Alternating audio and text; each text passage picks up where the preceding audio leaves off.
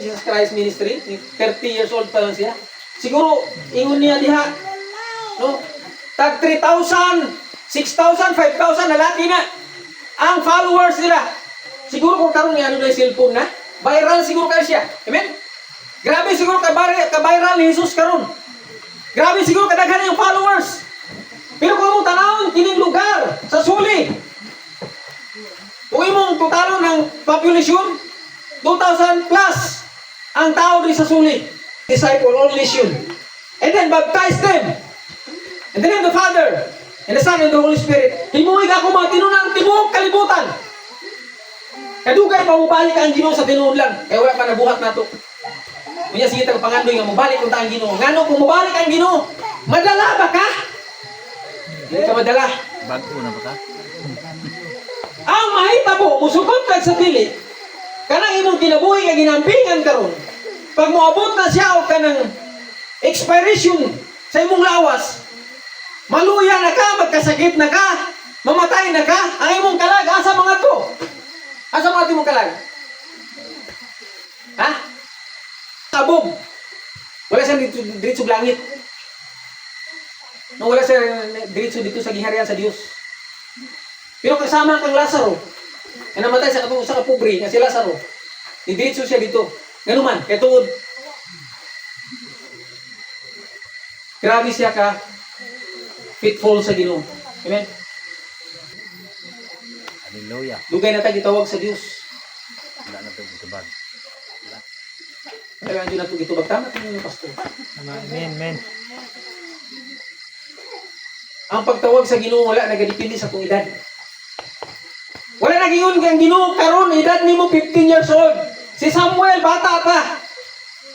Gitawag na siya sa Ginoo. Si David bata pa. Pamilya wa kay nadala. Nagsigikap ka nang sa gawas. Simbata. E di sa imong balay. Kaaway nimo.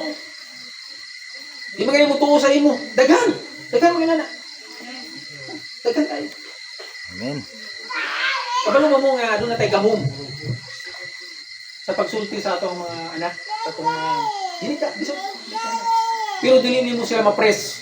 Amen. At let tao kung makasalagan ni siya, kung dili nimo siya warningan, the first open, second open, third open, kung dili nimo siya gisultian bahin sa sala, mamatay siya, butangan ako, makapandol ka niya, o mo hinundan sa kamatayon, ikaw, paninglan ko sa iyang dugo, sa iyang kamatayon. Amin na to, mga Kristohanon, wala tayong responsibilidad. Masipyat pa lang kita, mga Kristohanon, kita pa may impirno, kaysa sa katong wala kasimba. Kaya anytime sila pwede mausap. Amen? Na anytime sila mausap. Ikaw nga, doon ay responsibilidad karon mga igsoon. Kinahanglan na nato. Kano sa mga pagbuhaton na? Ano sa man? 80, verse 19, Salmo chapter 80, verse 19, in book of Psalms. Salmo. In Old Testament, mao niya ang atong tema gahapon, Psalms 100. Psalms 80, verse 19, mao niya nakabukas sa program eh. 80-19.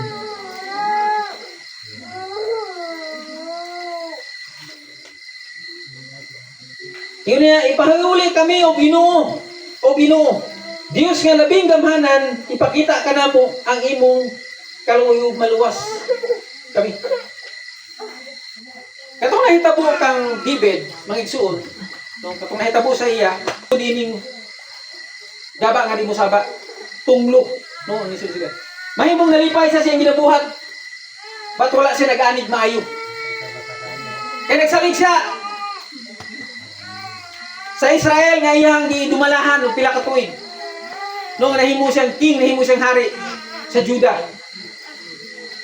Ang iyan ang katungod, ang ginagamit na ang iyang responsibilidad sa dili maayo.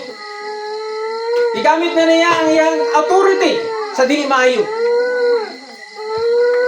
One of the BLGU mga igsoon, usa ko ka dila ko nagkatrabaho, nung aduna ko ikanang gigunitan niya nga community, muna nga sacrifice, serbisyo sa katawan. Amen. Usama lang sa akong katungdanan karon ang akong gidala. Kung dili ko mahimo, kung dili ko pastor, kana lang katungdanan ako diri. No? Pag human ako ana, mutuo pa ba ang tao sa ako? Dili na. Ano na pala ko'y gahom ana nga trabaho na ko because napad ko sa posisyon na ako pag wala na. That's why kung barangay official ka, no, ang imong responsibilidad is, ang imong authority karon is limited. Pila ba ka years? 3 to 5. Ang presidente is 6 years. Pag human niya na, nga term niya, dili na siya tawagan ng presidente. Si Tamar, ano na pa siya lain anak ng lalaki?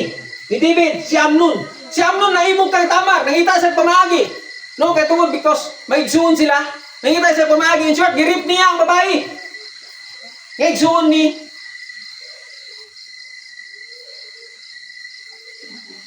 dili na ko memorize ang igsuon ni Tamar. Tungod ba igsuon sila sa amahan, tungod usa sila sa amahan, igsuon jud sila. Wala kalainan, managlahi ni sila mama. Ang nahitabo, no?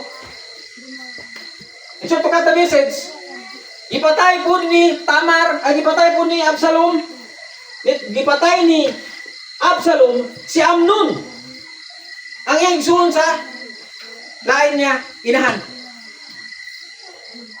Naabot sila kinabuhi nga ginapahibaluhan siya sa Ginoo.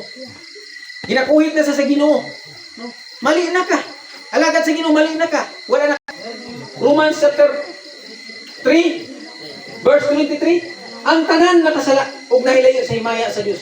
Kung ikaw karon mga igsoon, kung ikaw nakasala ka ug nahilayo ka sa himaya sa Dios, dili mo kinahanglan nga magpalayo ka sa himaya sa Ginoo. Ano na kay daghang buhaton? That is your communication. Amen?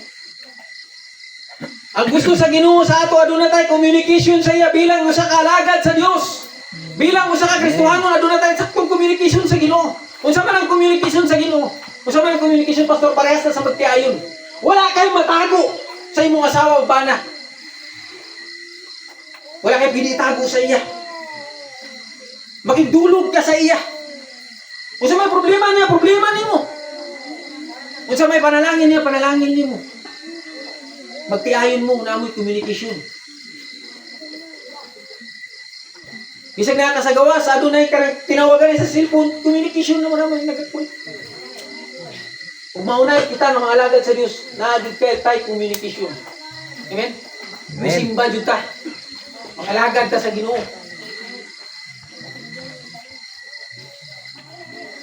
Ano Kristohano? Ikadua kinahanglan aduna tay development. Adunay development ang imong pagalagad sa Dios. Nana ba develop pastor? Na develop na ba? Nana ba pagka i-provide na ba sa Ginoo ang imong panginahanglan? Amen. Itubag na ba sa Ginoo ang imong panginahanglan? Amen. Nana ba development ang imong pagtuo?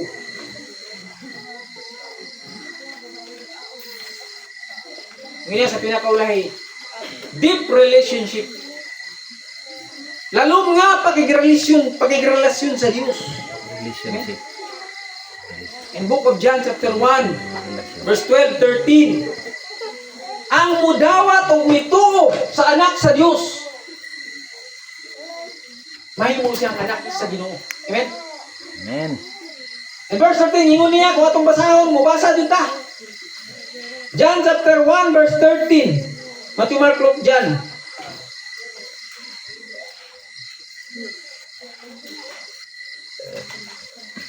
Ang midawat sa anak sa Diyos.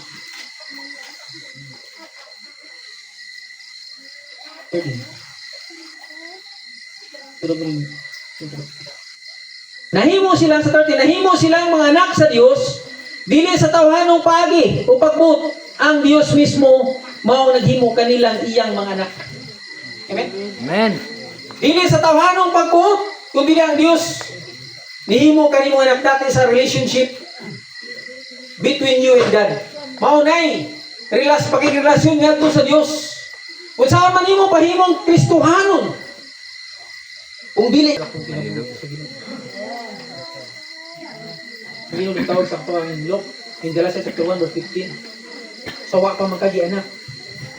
Dito na ka sa Diyos. Amen. Kung kinahanglan na ka sa Ginoo. Ang Diyos dugay na nagulat nato mga igsoon. Gusto sa Ginoo, ma-transform ang Ginoo.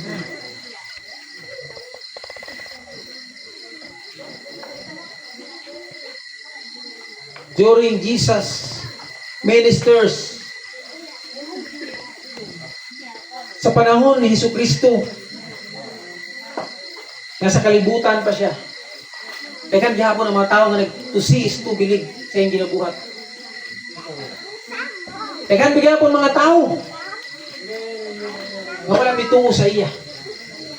Tinuod daghan sing nakaabig sa unahan, pero damas daghan pa ang mga tao sa gawas. Nga wala mga usabi na pinabuhi.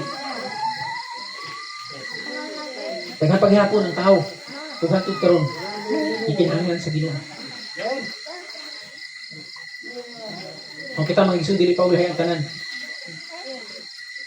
Kung sa man ang simbahan, kung nadiin magkaroon, kung diin magkang reliyon, baruga, Ginoo. Baruga ang Ginoo. Ayaw pagpilit reliyon. Katong reliyon, ngay mong sudlon katong ni-accept kay Jesus. Katong relihiyon nga dalon ka sa atubangan sa Dios. Wala ta mo gitawag kung dili nga relihiyon. Katong mga naaman karon sa ubang nga relihiyon. Diha nimo gamiton ang imong pagtuo.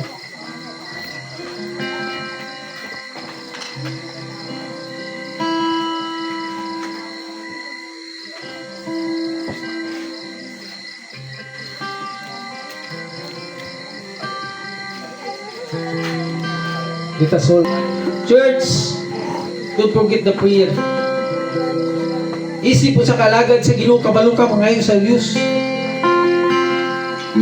Kabalo ka mag-istorya sa Ginoo karong gabi. Ihulat ka sa Ginoo mag-istorya.